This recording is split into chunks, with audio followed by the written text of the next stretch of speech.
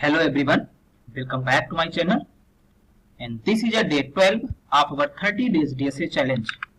तो क्वेश्चन को सॉल्व करने से पहले मैं कुछ बात करना चाहता हूं आप लोगों से।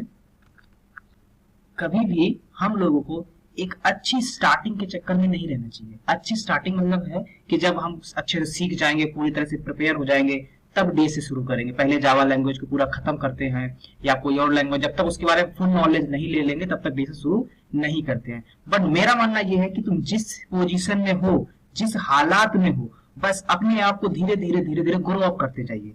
यानी कि एक कंसिस्टेंसी मेंटेन रखिए, धीरे धीरे धीरे धीरे करते जाइए और एक दिन वो आएगा जब तुम उस फील्ड में माहिर होगे।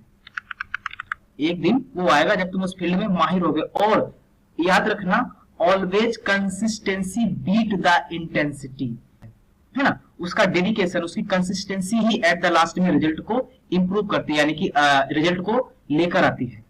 मान लीजिए एक दिन मोटिवेशन आ गया। मोटिवेशन क्या होता है?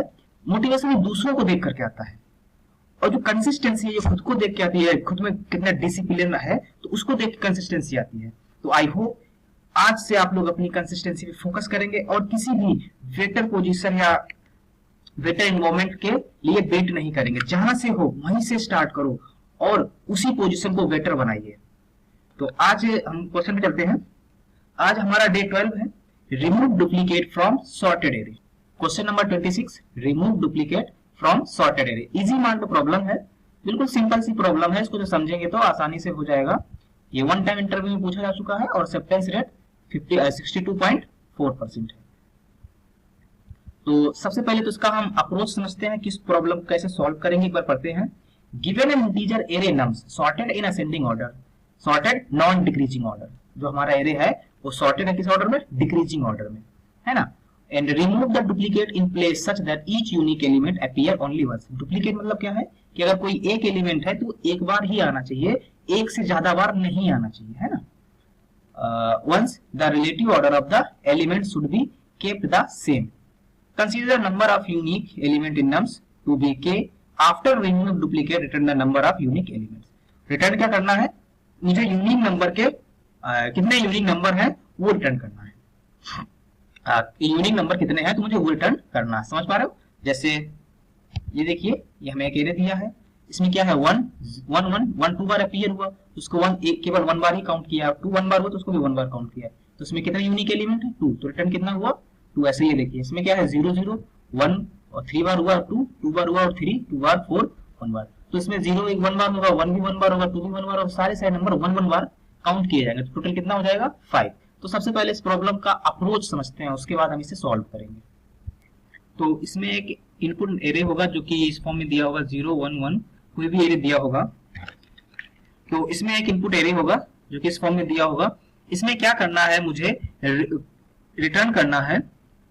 अगर हमारा जो भी एलिमेंट डुप्लीकेट एरे को रिटर्न करना है, इसमें मुझे डुप्लीकेट को रिमूव कर देना है और जितने भी यूनिक एलिमेंट होंगे उनको रिटर्न करना है, यानी कि नंबर ऑफ यूनिक एलिमेंट को रिटर्न करना है।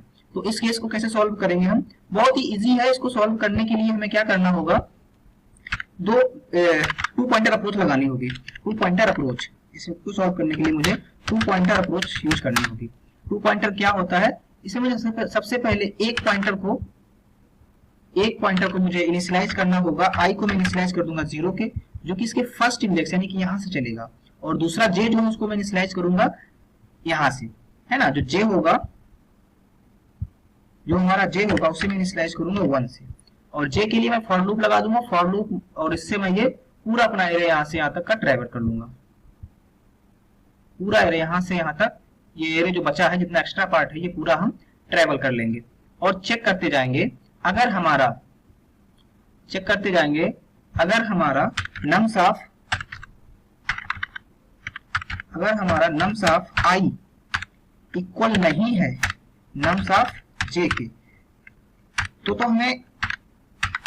हमें इस केस में आई को प्लस प्लस करना होगा और नम्स ऑफ आई में नम्स ऑफ जे को डाल देना होगा।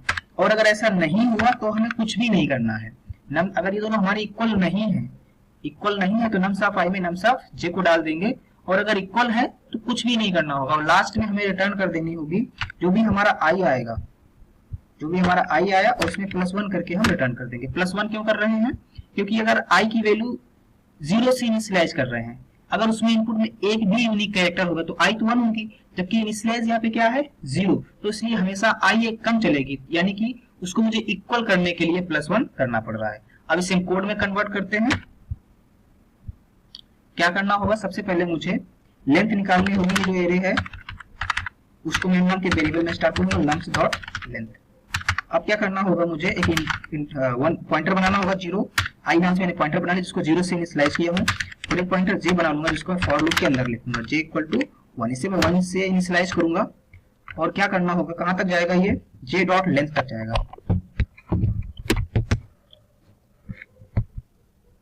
कहां तक जाएगा? j डॉट जो भी नम्स होगी ये नम्स डॉट लेंथ तक जाएगा n तक, और j को प्लस प्लस कर देंगे।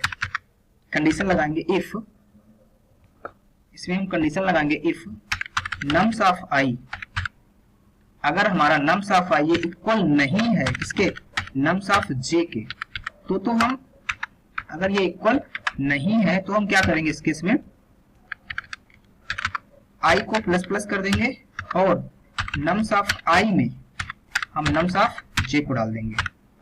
इतना सब करने के बाद लास्ट में हम रिटर्न कर देंगे